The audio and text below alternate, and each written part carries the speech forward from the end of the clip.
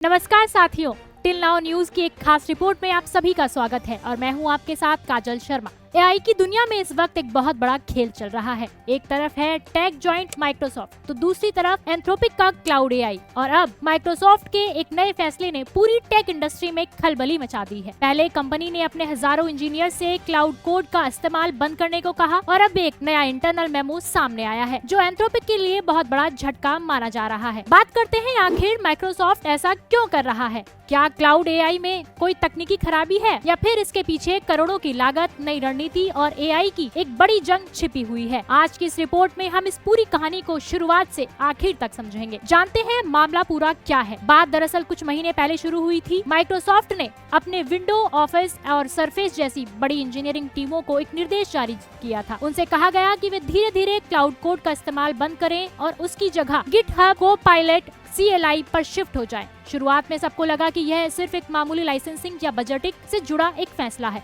लेकिन अब सामने आए न्यू इंटरनल मेमो से पता चलता है कि यह बदलाव इससे कहीं ज्यादा गहरा है। अब बात करते हैं इंटरनल मेमो के बड़े खुलासे की। माइक्रोसॉफ्ट ने अपनी टीमों के लिए AI टोकन बजट लागू कर दिया है, यानी अब अलग अलग डिपार्टमेंट्स के लिए AI इस्तेमाल की एक तय सीमा यानी लिमिट होगी। दूसरा, गिफ्ट हब, कोपायलट का जो ऑटो राउटिंग सिस्टम पहले कभी कभी खुद ब खुद क्लाउड मॉडल को रिक्वेस्ट भेज देता था, अब उस सिस्टम को बदल दिया गया है। आसान शब्दों में कहें तो अब क्लाउड AI माइक्रोसॉफ्ट के इंजीनियर्स के लिए डिफॉल्ट विकल्प नहीं रहेगा। अब बात करते हैं, क्या एंथ्रोपिक से सारे रिश्ते खत्म हो चुके हैं या खत्म हो जाएंगे। अब यहाँ एक बहुत जरूरी बात समझना जरूरी है। क्या माइक्रोसॉफ्ट ने एंथ्रोपिक के साथ अपने सारे व्यावसायिक रिश्ते तोड़ लिए हैं? जवाब है जी नहीं। माइक्रोसॉफ्ट और एंथ्रोपिक की कॉर्पोरेट पार्टनरशिप और बिजनेस एग्रीमेंट अभी भी जारी है। फर्क सिर्फ इतना है कि कंपनी के आंतरिक यानी इंटरनल वर्क फ्लो में अब क्लाउड की जगह अपने खुद के उत्पाद गिटहब, कोपायलट को पहली प्राथमिकता दी जा रही है। आखिर माइक्रोसॉफ्ट ने ऐसा क्यों किया?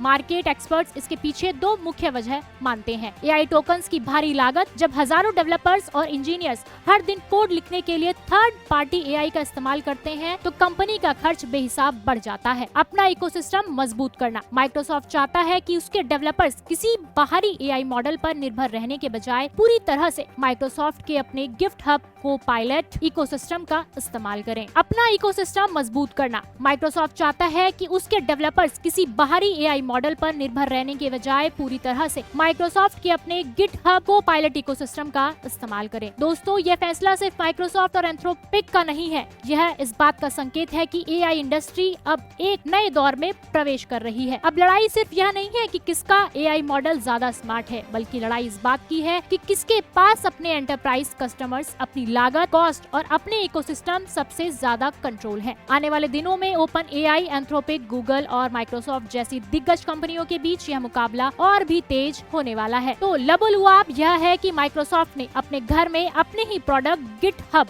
कोपायलट का परचम लहराने का फैसला कर लिया है। अब देखना यह होगा कि एंथ्रोपिक इस कदम का जवाब कैसे देता है और AI की इस रेस में अगला बड़ा दाव कौन चलता है। आपको क्या लगता है? क्या आने वाले समय में हर बड़ी टेक कंपनी दूसरों के AI मॉडल का इस्तेमाल पूरी तरह बंद कर देगी? अपनी राय नीचे कमेंट्स में लिखकर जरूर बताएं। अगर आपको यह जानकारी पसंद आई हो तो वीडियो को लाइक करें, शेयर करें और टेक जगत की हर बड़ी खबरों के लिए टिल नाउ न्यूज को सब्सक्राइब करना ना भूलें। मिलते हैं अगली रिपोर्ट के साथ, तब तक के लिए धन्यवाद।